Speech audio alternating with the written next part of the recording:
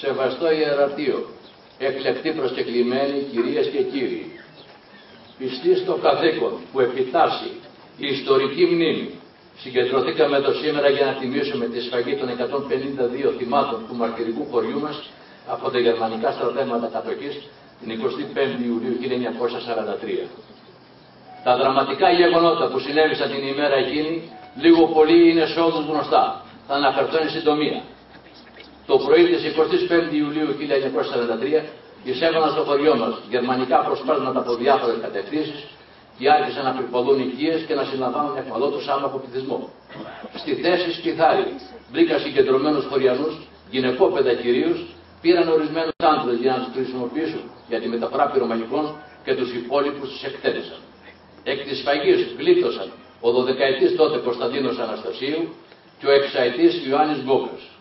Συνεχίζοντας την πορεία τους προς τη Βούλη στα Παναγιά, ολοκλήρωσαν το έργο τους σκοτώνοντας εκείνη την ημέρα 135 άτομα και πυρπολώντας 56 οικίες. Την 22η Αυγούστου 1943.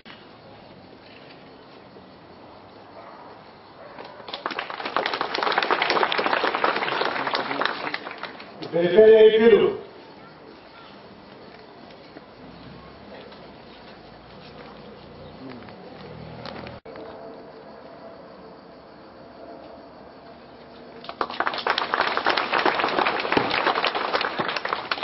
Ο αστυνομικός διευθυντής Ιωαννίνων.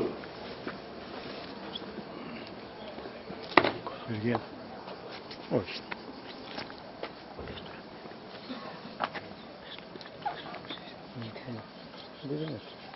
Των Εθνικών Υπηρεσιών.